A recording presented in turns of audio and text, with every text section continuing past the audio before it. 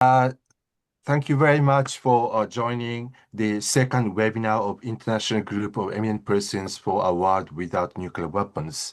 Um, Today, we have the speakers who are very much kind of knowledgeable about this issue and also who have very much first-hand information on what's really going on the ground about nuclear disarmament, nuclear risk reductions, and so forth. So let me begin by saying a couple of disclaimers or, kind of a announcement. One, so, at the second half of this webinar, we are going to have a kind of discussion. I would like to engage the participants, so if you have any questions, please press the Q&A button and open the chat box.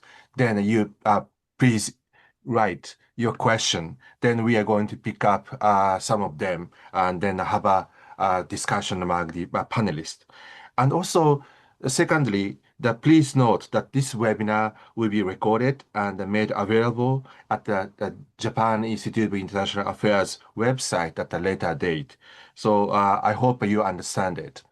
My name is Nobu Akiyama at the Japan Institute of International Affairs and also a member of the IGEP, the International Group of Eminent Persons for a World Without Nuclear Weapons. And I'll be moderating this session.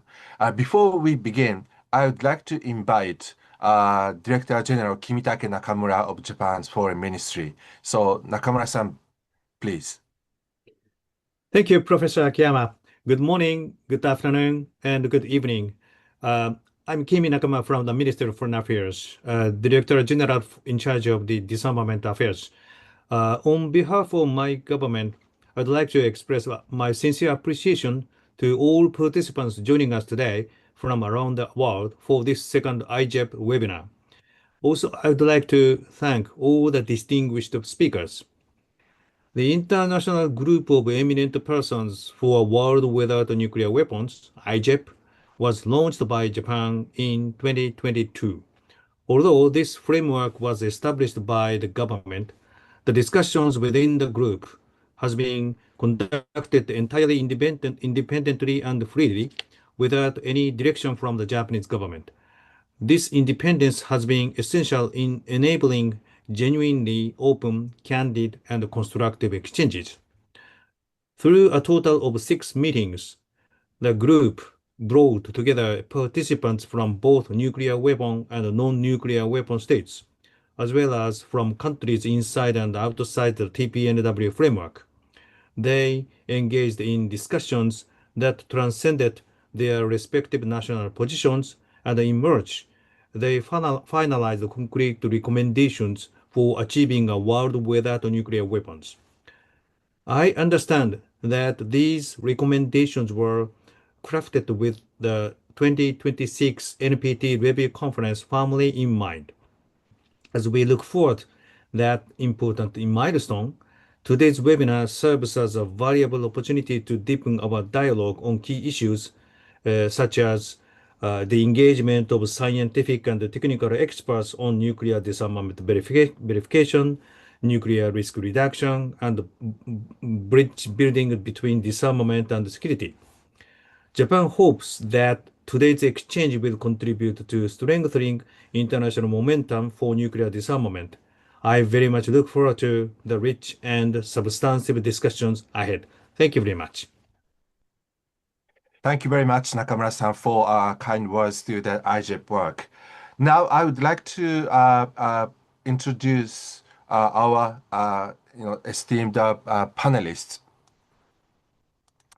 So, can you see the slides?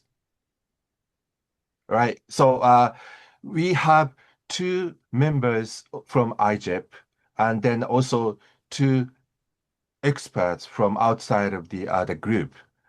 So Rose Gottemoeller and Gustavo Zlauvinen, who are actively participated in the discussion, and they are central to the work of crafting our final report, and they are going to pick up a couple of interesting issues and share their thoughts about what's going on in the world and how this our work would be relevant. And then also we have two experts, Mr. Marcelo Câmara, DG from Foreign Ministry of Brazil, and also Olamide Samuel, who is also a researcher at the Nuclear and sort of Open Nuclear Network. They also share their thoughts, and maybe hopefully they have read our papers and they have own sort of comments. At the same time, they also would like to share their thoughts on the current the trend on nuclear disarmament and arms control. So. First of all, I would like to introduce a couple of key points of our report. So our work is finished, March this year. Then published a report titled "Stepping Back from a Nuclear Precipice." This title is pretty much driven by the sense of urgency that we are at the edge of potential nuclear catastrophe.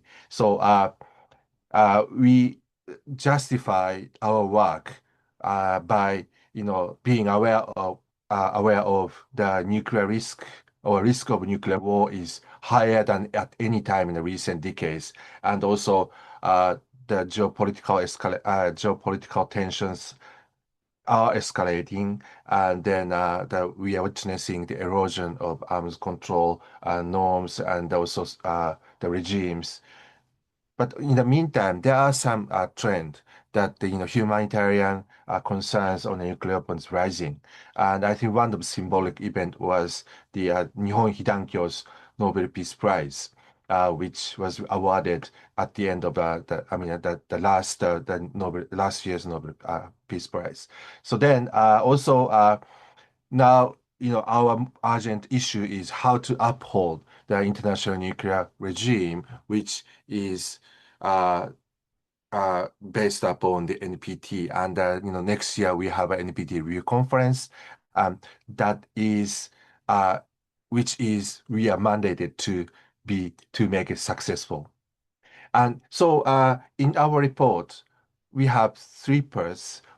First one is core principles. So for example, very basic ideas to maintain our international order and important one first, it is important to uphold the idea of adherence to international law, including the UN Charter and the international humanitarian law.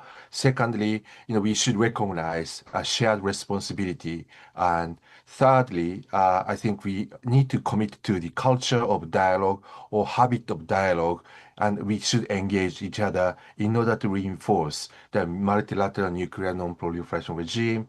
And also, we need to be aware of rapid change which is posed by the innovations. So we have to make sure our adaptability to the technological changes and the new risks. So finally, keep working to move away from a nuclear deterrence as a final. So we should recognize that nuclear deterrence should not be the final form or ultimate form of our security. So at least we have to make some efforts to do so. And then we also kind of listed the maybe three areas which requires urgent actions. First one is, of course, to prevent a nuclear war. And second is to stop nuclear arms race and proliferation. And third is work for how to make the 2026 review conference as constructive as possible. And I think the link to our report was in the chat box, so please refer some details. And finally, I think we come back to the basics. That is, we should have a willingness to act and collectively in order to uphold our kind of a shared public goods, which is the non-proliferation regime. And it is our hope, IGEP's hope, that we are able to inspire the international community to further engage in the dialogue. Of course, we have some ideas or actions, but at the same time, our hope is that our discussion will stimulate, the constructive discussion to further, bring up new ideas, how to uphold the international regime for non-proliferation at the same time, taking some actions for the risk reductions. So this is kind of really rough outlines of our paper. But so now I would like to ask, our members of the IGEP to share their ideas and thoughts. So now maybe can I ask Rose, could you start?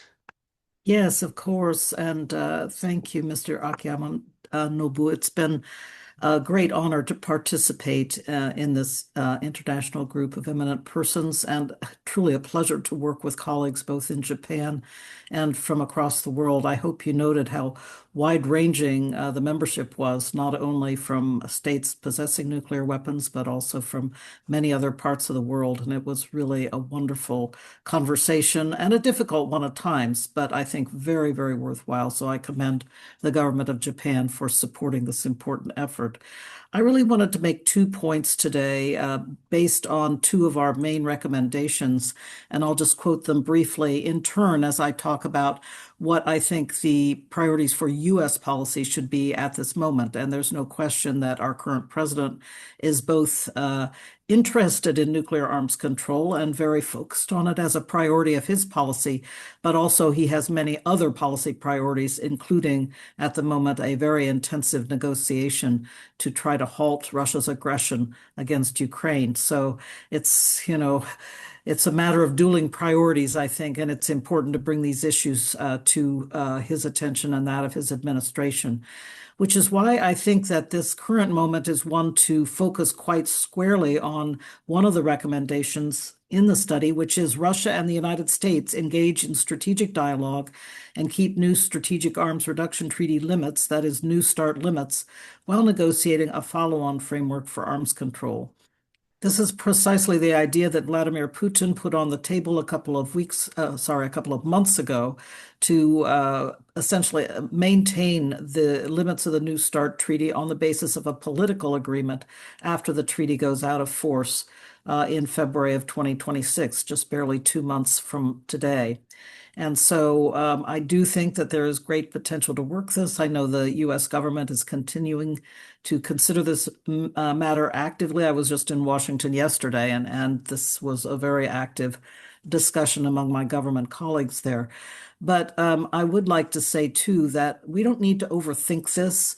It's very easy to make a political handshake, so to say. There doesn't need to be a complex negotiation to extend the limits of New START. So I've been urging people just to think of it as a direct and straightforward way to keep the limits of the treaty in place for the next year through the NPT review conference, and then also with the goal of beginning a new negotiation for future limitations.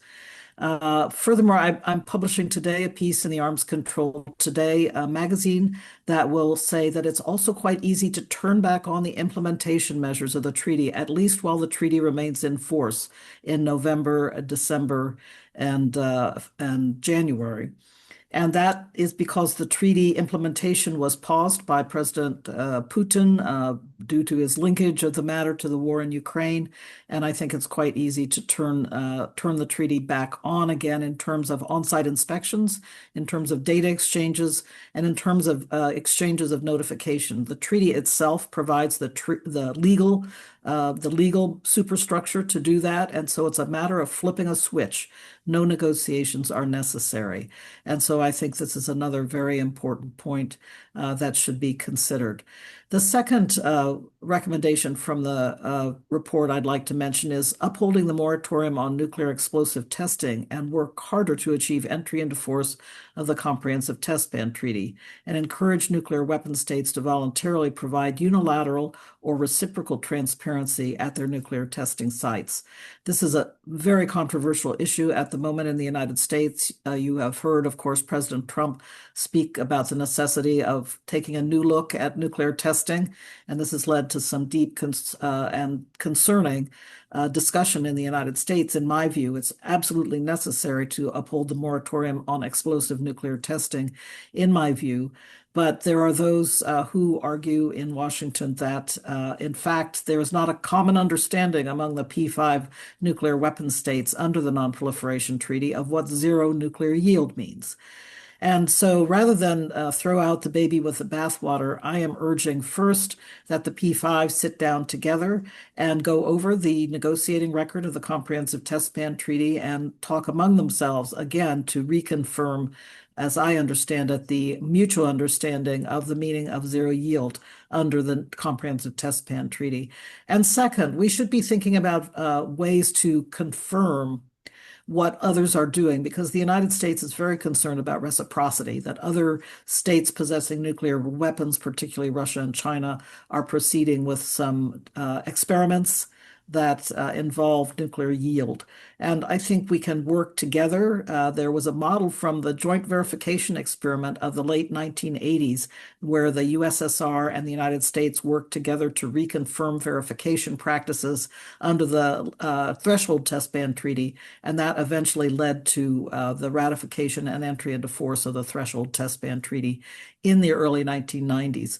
So I do think there's an opportunity here for a kind of JVE2, a new joint verification experiment on a mutual and reciprocal basis in order to develop some mutual understanding of these important matters in the Comprehensive Test Ban Treaty. So I think our recommendations in the IGEP final report are quite apropos to the current moment. I look forward to our discussion. Thank you very much. Well, thank you very much, Rose, for two important items, and maybe there are some questions from the audience as well. But if I have a chance, I would like to ask a couple of things. So now, Gustavo, Ambassador Gustavo Zlauvinen, would you mind giving your thoughts? Thank you very much, Nobu. And again, like Rose Gottemoeller said, that it was an honor to be a member of the group. And my sincere thanks to the government of Japan for convening that group, and the support have done it to all members of the group. I think we have done a terrific job under the current circumstances. It was a challenging one. There were different views and perspectives, as Rose correctly pointed out. We were reflecting a wide array of positions, not from our governments, but at least, from the personal point of view, from nuclear weapon states, non-nuclear weapon states, and many others from the global south, from developed countries. I think this is a very interesting combination. The conclusions, recommendations reflect that variety of views. It's impossible to reach one single conclusion. But of the recommendations and conclusions of the report, I would like to address the one related to it's one of the urgent steps. Second, to stop nuclear arms raising and reduce proliferation risk, in particular the subparagraph Little Roman 11 about all states to work to bridge both the deterrence and disarmament perspective. I believe that this is crucial. Obviously, one may focus the discussions among the nuclear weapon states under the current crucial and dangerous times, obviously, where we as international community, we are again we have moved backwards after, all the positive developments in the late 90s and the 2000s. It seems to be that we moved back to, just during the Cold War times, or even worse, where there is an actual danger for the possible use of nuclear weapons, something that for 20 plus years we thought it was going to be impossible. But not only that, is the threat of use of nuclear weapons, and in particular, now back to the political preeminence of the relevance of nuclear deterrence. not only by those countries under the nuclear umbrella, but others that may consider that. We can discuss about nuclear sharings and others, but this is something that having, brought back to the forefront of our discussions. But in that context, coming from a non-nuclear weapon states and basically from the global south, I would like just to raise the point that we have to continue addressing the need to keep pushing for nuclear disarmament. At the end of the day, the group of the international group on eminent persons, the goal was about how to make recommendations to push back for a world free of nuclear weapons, which is nuclear disarmament. Obviously, many will say that this is not the right moment to push for that, but others, including myself, insist that yes, we have to continue, even it seems to be a very utopian perspective, but we have to, and that's why that recommendations that calling for all states, nuclear weapon states and non-nuclear weapon states, to start bridging both perspective of both that support deterrence and both who push for disarmament, because it's key in that conversation. At the end of the day, the report was targeted for the next NPT review conference next year, and it's exactly the treaty, the only treaty where you have both elements. Is the only one addressing nuclear disarmament that have been endorsed by at least 5 of the possessors states, but also includes non-proliferations as well as peaceful applications. This is the so-called grand bargain. So I think we should not lose perspective of those other elements and not only focus on nuclear deterrence or reducing the risk of use of nuclear weapons, which is very urgent, obviously, but we shouldn't miss the bigger picture, which is how we can continue as collectively pushing for nuclear disarmament as far as it could be, but we have to do it. And obviously, there are many elements in that recommendations, and obviously we have to discuss, regarding the consistencies of nuclear policies vis-a-vis international humanitarian law and others, the effects of nuclear war and many other related elements.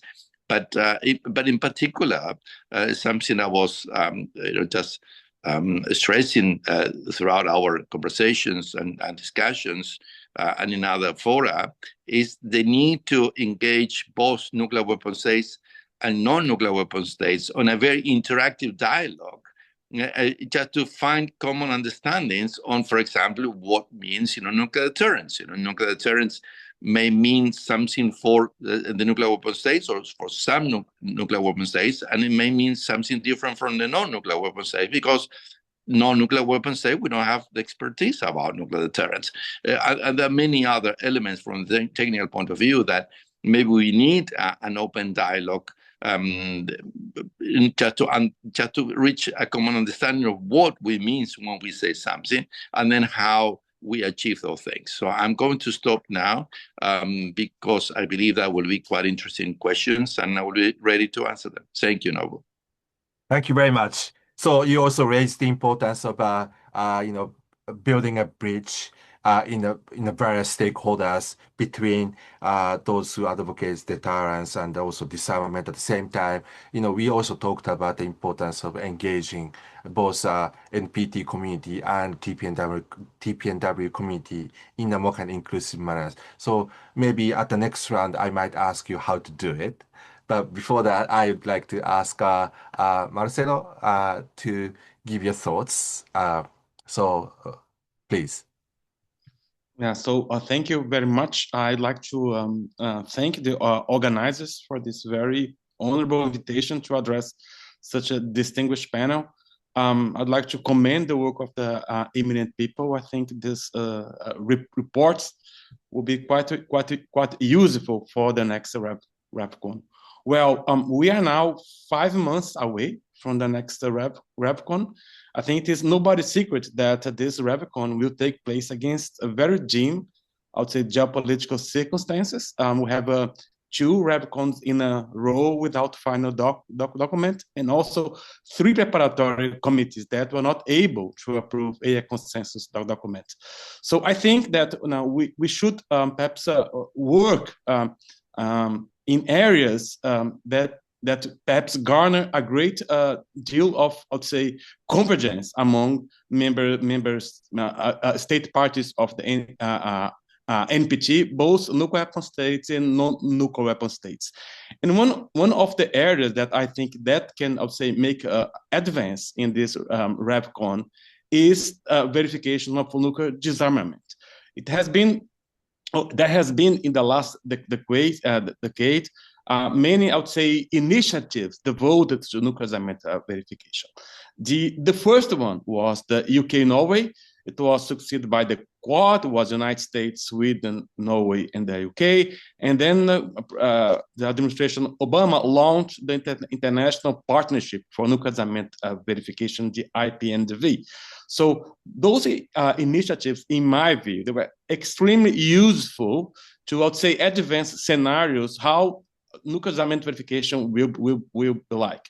But there was one of the shortcomings of those initiatives is that they did not have the, I would say, multilateral credence that just the United Nations can bestow. So having participated in the 2 GGEs, group of governmental experts for nuclear disarmament verification, established by Norway 2017 to 2021,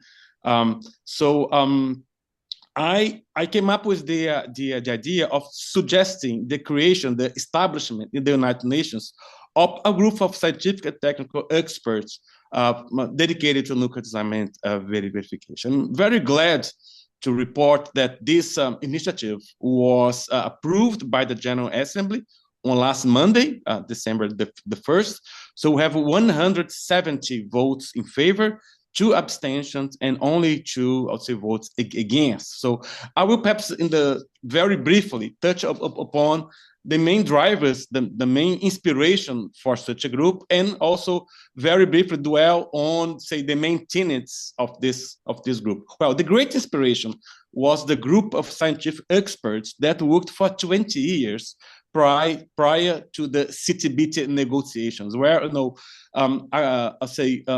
group of seismologists gathered themselves in Geneva in 2 meetings of 2 weeks a year, and they work, trying to come up with a verification mechanism for a treating banning nuclear tests. I'd like to stress that that group worked in a scenario in which there was no appetite for entering a legally binding instrument banning tests. This group was comprised from scientists and seismologists for all regions of the world, and it is noteworthy that the Soviet Union did not support this group at the beginning, but eventually Soviet Union sent, I'll say, technical people to join that group. Well, this the GST was created, as I told you, was established in the UN Disarmament Machine last Monday, will be comprised of 21 members. They will act in their personal capacity, not representing states. They will be selected by UNOGA by the outstanding, I would say, scientific knowledge. That means that will not be comprised by diplomats, but by technical people. The GST will hold, let's say, 4 2-week sessions from 27 to 29. Their reports will not be legally binding, but the group should seek consensus as they will draft this report. I think our colleagues have already put this resolution at the disposal of all participants of this webinar. So I will stop here. I will be glad to react to any question related to this group. Thank you. Yeah. Thank you very much. I think this is also an important initiative that the Brazilian government led, and I think there are something in common with what Rod said about the importance of verification in kind of upholding a moratorium on nuclear the explosive tests. So maybe we may have something in common. I would like to further explore that point as well. Now, I'd like to invite Ola to share your thoughts or comments. Thank you so much, Nobu, and thank you to the IGEP for inviting me. I think it's quite an honor to share the stage with so many influential politicians and policymakers that I have admired for a very long time. So today I want to focus on reflecting on the report that was produced by the IGEP.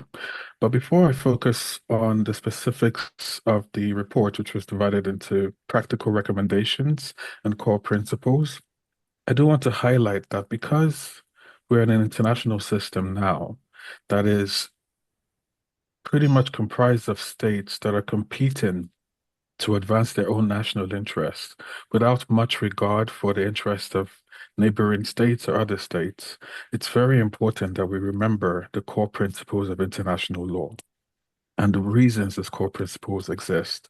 And so in my reflections today on the document produced by the IGEP, I'm going to focus on the core principles. And I think four of the core principles resonated with me because of how they connect to nuclear politics in today's world.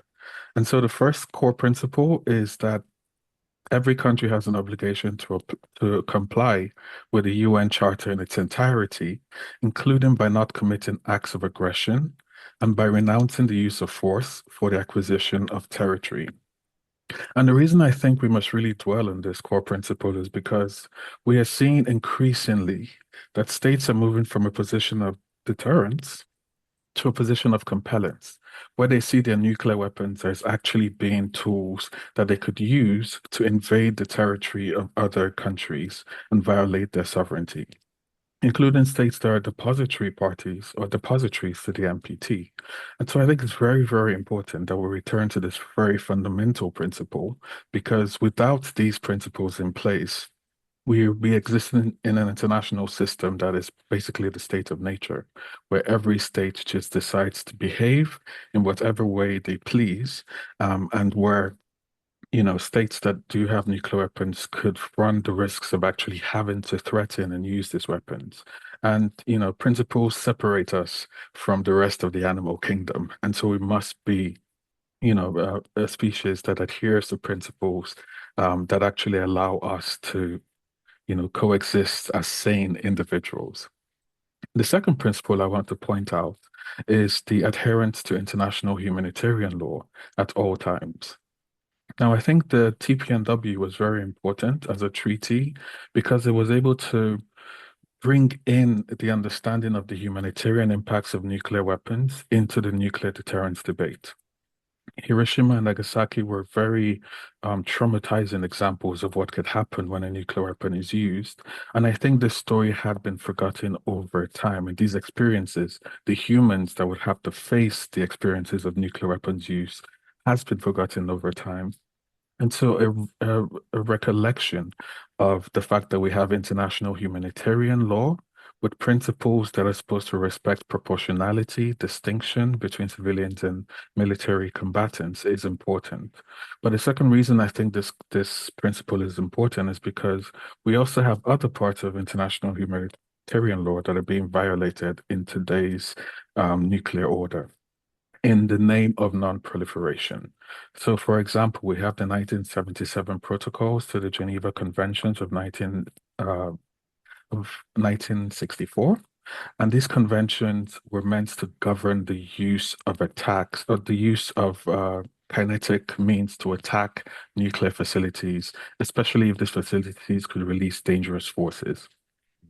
And yet, what we are seeing after the Russian invasion of Ukraine, after semi-kinetic attacks on Zaporizhzhia, we still haven't learned the lesson that would, the lessons of the dangers of radioactive release in conflict.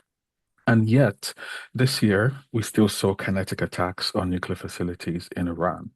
And although, these facilities weren't necessarily facilities that could release radioactivity, the principle of governing the protection of nuclear facilities has to be upheld, because if these principles are eroded, what we would would find in a world where we have more and more states pursuing nuclear energy would be that we would have much more instances of states, neighboring states, that could get into conflict with each other and begin to see nuclear facilities as legitimate targets. And that is not a world that I would want to see arise. Principle 4 of the IGEP paper I thought was also very important, where we must foster a culture of dialogue and cooperation to uphold and reinforce the multilateral non-proliferation regime with the NPT at its center. I think this is a very important principle.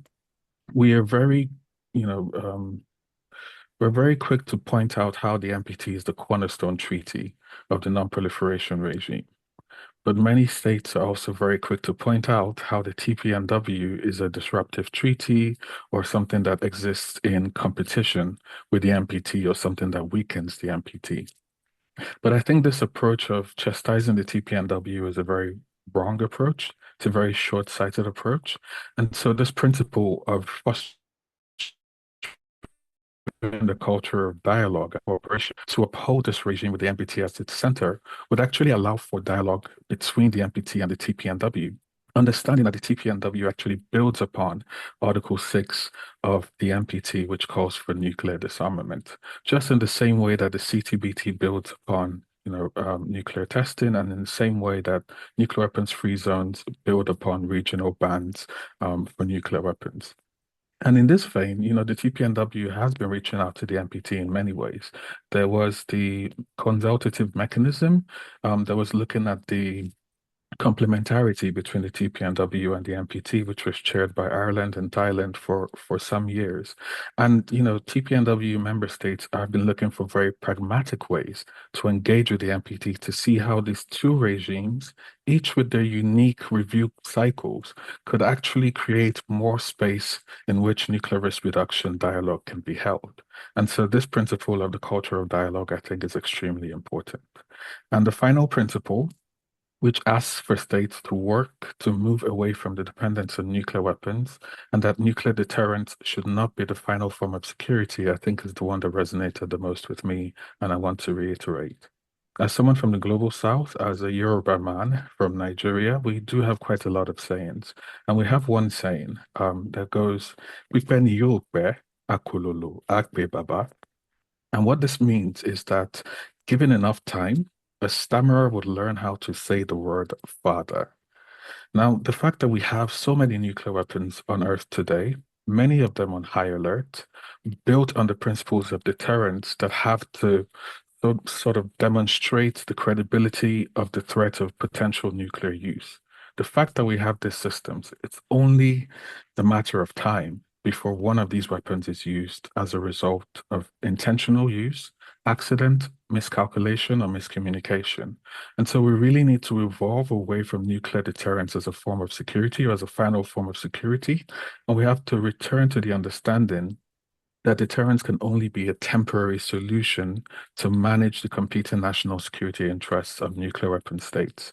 But we always have to remember that the majority of the world do not have nuclear weapons, and any use of nuclear weapons would have catastrophic effects on states that don't have them. So I'll pause here for now and I'll hand it over to you, and I look forward to the question and answer session. Thank you very much. That's great. So you, in fact, elaborated the principles much nicer than the other members of the IGEP actually. But I think it's important thing is about upholding the principle of a humanitarian law and also international law as well. And in particular, among the IGEP members with all different backgrounds, one thing we have a consensus was that we should make Nagasaki as a last city to suffer from a nuclear attack. And then in order to do so, we have to also consider about the humanitarian or inhumane aspect of the weapon at the same time, how we are going to manage the sort of security based upon deterrence as well. So now I would like to ask the panelists to respond some questions on the Q&A chat box. At the same time, I have my own questions. So by combining these questions together, maybe I would like to pitch in a couple of questions to the members of the panel. So to the Rose and Marcelo, both of you are talking about the importance of verification, and either on a nuclear explosive test or nuclear disarmament. And then one of the questions in the chat box is there any way that diversifying CTBT mandate to include verifying nuclear disarmament in addition to the verifying nuclear testing? So from an amateur viewpoint, it seems a bit, it is a bit difficult, make the work of a CTBT be complicated, but still, the importance of verification is something common. So I'd like to ask primarily Marcelo Rose about your thoughts about this, and maybe possibly Ola, you may have some thoughts as well. So please, Rose. All right, perhaps I'll start, and I'm very keen to hear what Marcela and Ola have to say as well. I will stress, as you just commented, Nobu, that in my experience in arms control and nonproliferation diplomacy, it's good to keep your eye on the prize in a particular negotiation or in a particular convention in terms of how to implement it. So I think the CTBT and the CTBTO does fantastic work in looking forward on how to monitor nuclear for nuclear testing. It has really gone from strength to strength over the years in terms of developing the International Monitoring Center. And I commend the current head, Rob Fuller, for his continuing work in that regard. So I think, keep it focused on what it is doing best, which is monitoring for nuclear test explosions. And then think, what further can it do to perhaps concern itself with these more complex problems of monitoring for subcritical experiments? And these are great challenges.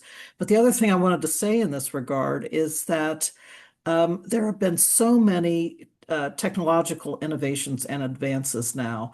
And here, I've been writing about this for some years, but I really do think, particularly with the advent of artificial intelligence tools that can help us to analyze enormous amounts of data very quickly now and pick out events that may be of concern for further scrutiny. We have some great opportunities, I would say, across the regimes to improve monitoring and verification. So I've been very complimentary of efforts to take a look at new technologies, take a look at how we can use them in monitoring and verification, and I hope that work will continue. I think it deserves a great deal of attention and a great deal of investment by national governments, and also possibly in the world of our new funding community that seems interested in getting into some of these issues, particularly where AI is concerned. Thank you. I think we are now there is a discussion going on about how to best utilize artificial intelligence for, I think, non-proliferation in particular safeguards as well. And maybe possibly blockchain technology could also help to ensure the sort of safe transmission of the information regarding the material control and so forth. So I think that's an important issue. So Marcelo, do you have any thoughts?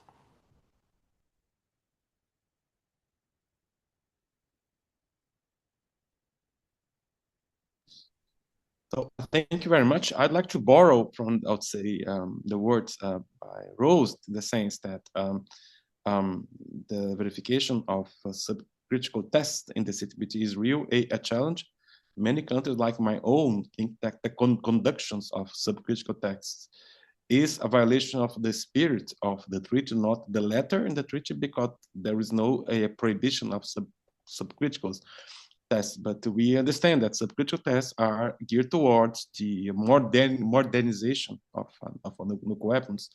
So, in the sense that in our view, they should not be allowed. But how to provide verification such a test is really a challenge. Yeah, perhaps now moving to the nuclear disarmament verification, that this is the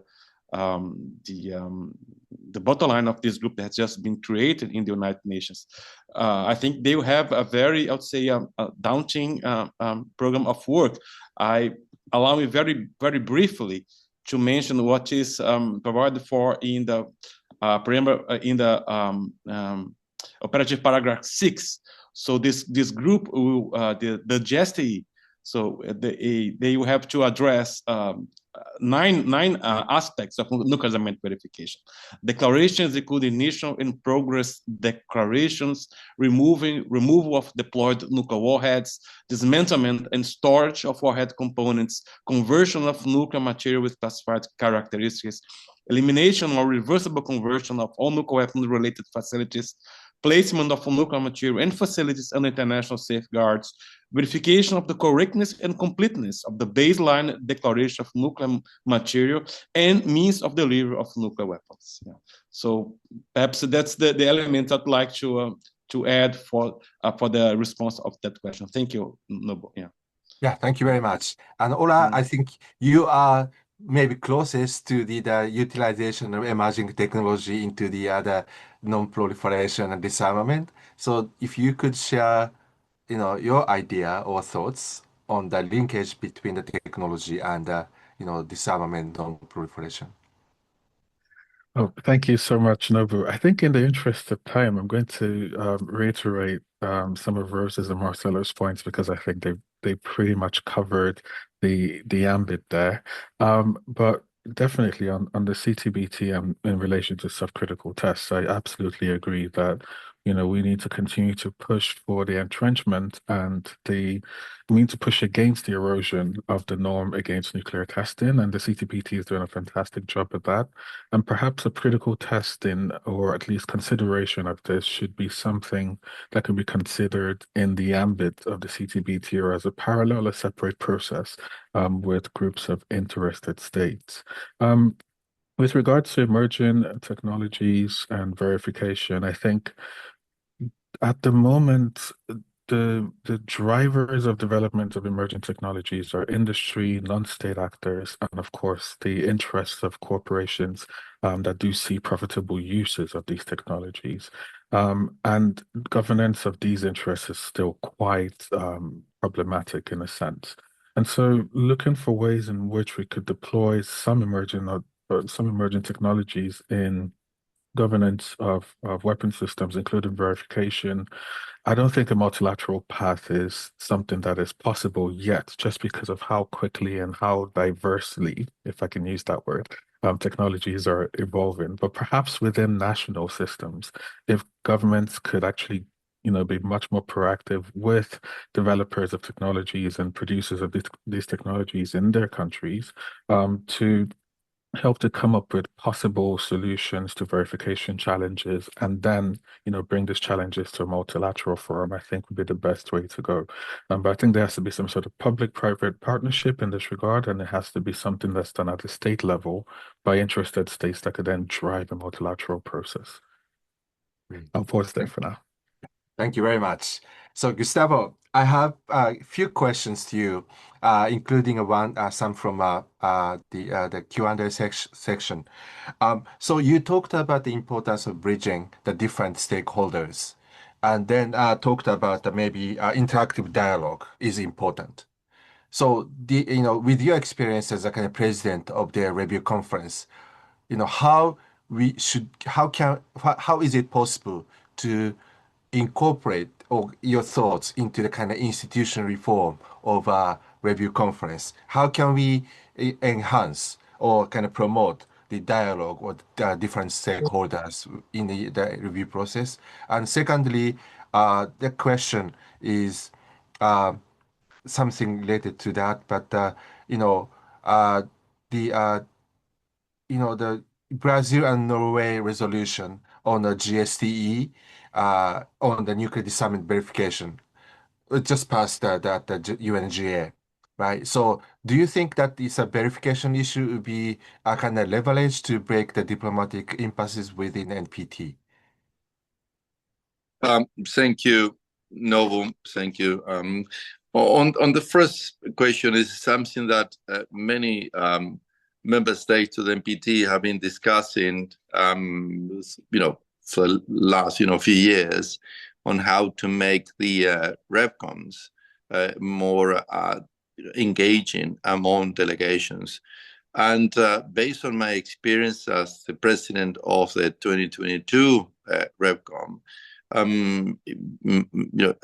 I of the view that the second and the third week of the RevComs, when delegations are meeting at the three main committees, both on disarmament, non-proliferation, regional matters, and then peaceful applications and other issues.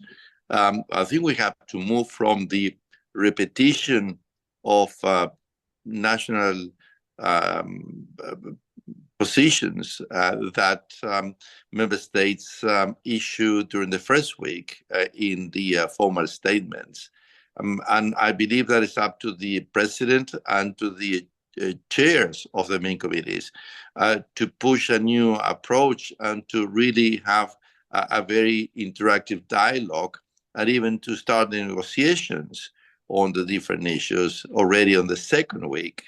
And as I say, to avoid that repetition, I think just there is a way to do that.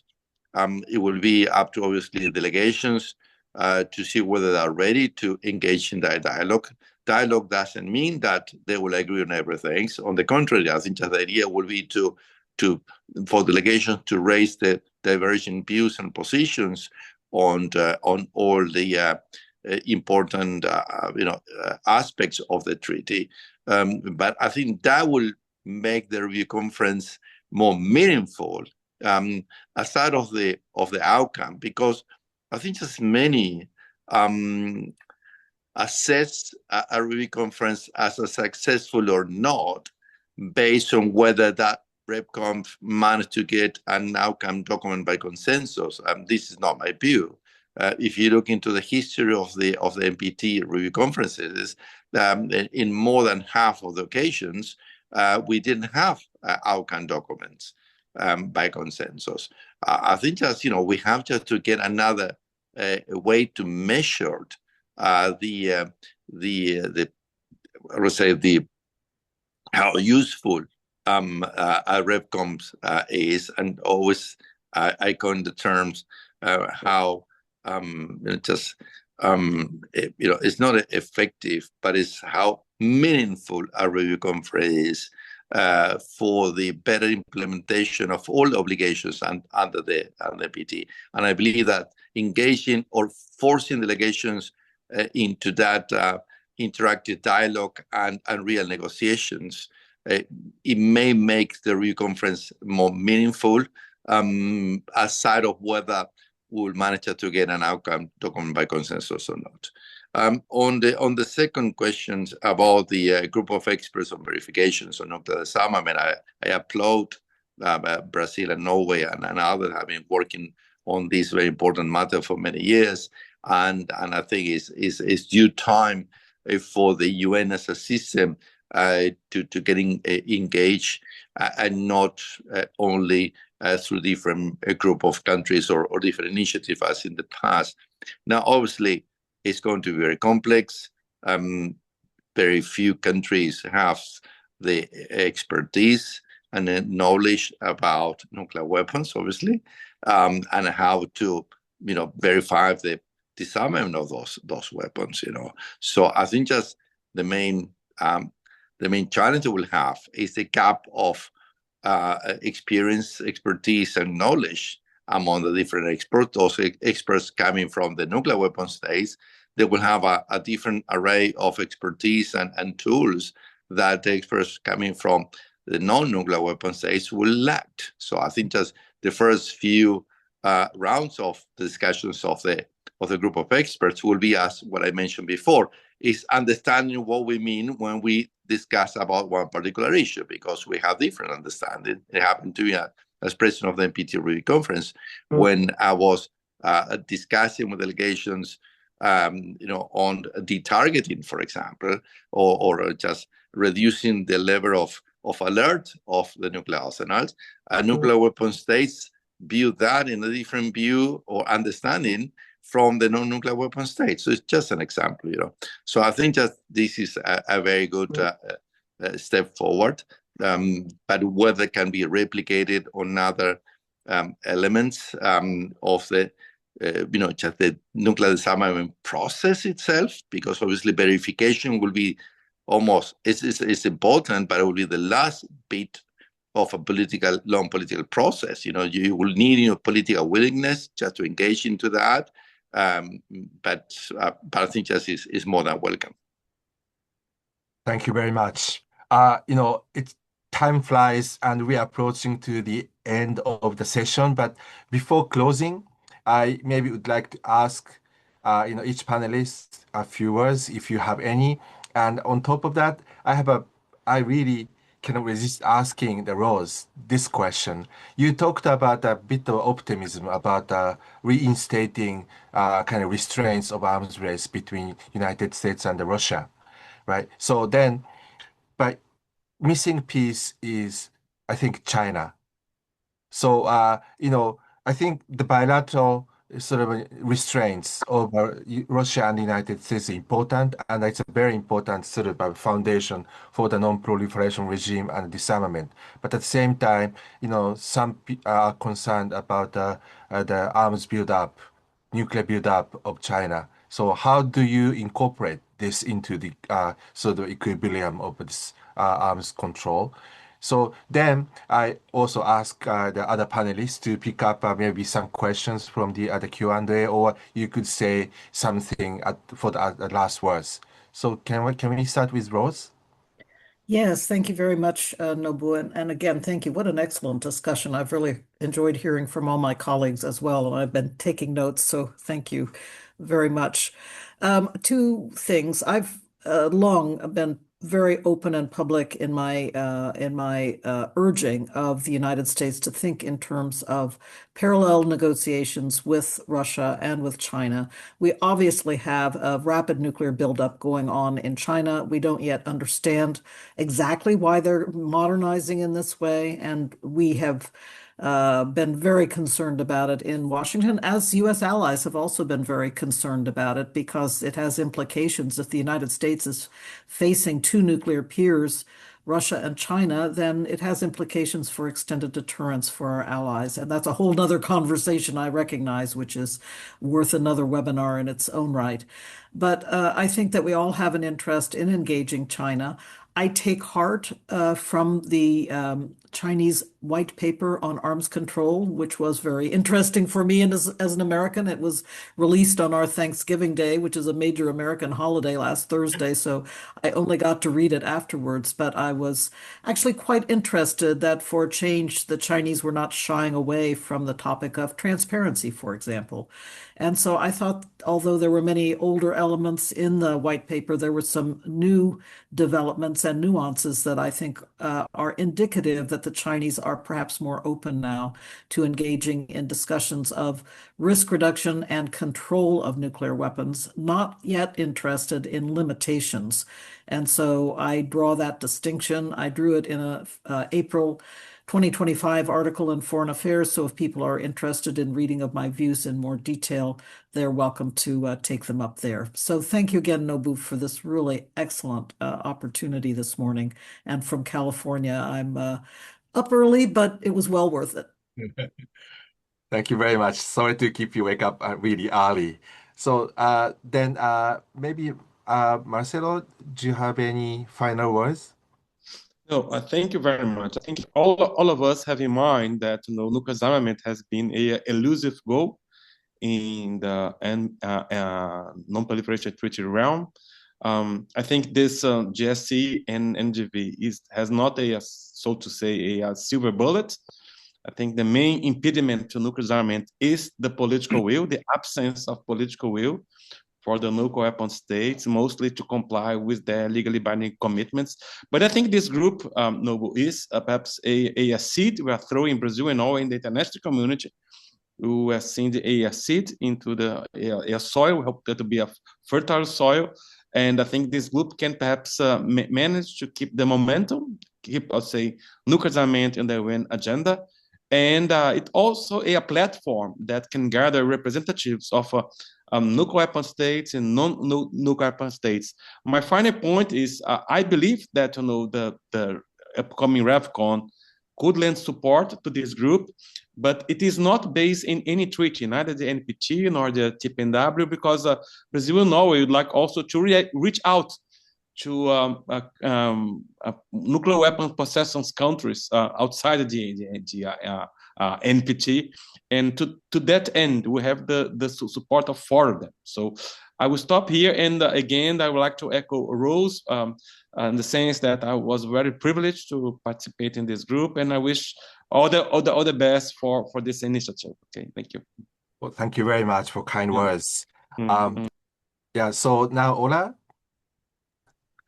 Yes, thank you so much, Nobu, and thank you so much to everyone on the panel. This has been extremely enlightening, and I've learned so much from the discussions here, and I really do take away a sense of optimism from the discussions we have here, or at least creative paths to have pragmatic progress in the NPT and in the nuclear order more generally. I really want to reemphasize Ambassador Zlauvinen's point about, trying to achieve a meaningful REFCON at the NPT. And I also want to highlight that, civil society has noted very positively Ambassador Zlauvinen's sort of support of the incoming president designate in terms of providing advice and in terms of sharing the very valuable experience from his presidency in 2022. And a little nugget that I want to throw into the debate, and hopefully this can be something that resonates with delegations, is we need to redefine what we think success is at the upcoming RevCon. I think with 2022's RevCon, there was this immense pressure, being that it was supposed to be the 50th anniversary, to produce an outcome document, and that would have been like the only sort of credible measure of success. And I think that pressure actually blinded us to many other ways in which the NPT could be a meaningful checkpoint every 5 years. And so I think going into this next RevCon, we should consider at least some sort of declaration that reaffirms states' commitments, political and legal commitments, to the text of the NPT. At the very minimum, I think states should be able to at least agree to the fact that we still believe in the principles and the letter of this treaty. Normally I would say let's also talk about past commitments from 2000 and 2010, but in this changed security environment, that might be too high a bar. But, at the very least, we should try to have this RevCon reaffirm states' commitments to this treaty. And with that, I would hand it over to you. Thank you so much. Well, thank you very much. And finally, Gustavo, you are the one to conclude. Oh, thank you. What an honor. I would like just to, just do what my grandfather used to teach me and say, in time of difficulty and problems, go back to the basics. So let's just go back to the basics. At the end of the day, the whole discussions, momentum, and the NPT, it's to avoid the repetition of Hiroshima and Nagasaki. Had not been because of that experience, probably would have never had the NPT. Probably we will consider nuclear weapons as any other weapons, so that they're not banned. So I think just we have to, just go. We're talking about human beings, human lives that will be at risk, the threat of being obliterated in an awful way by the thousands or hundreds of thousands.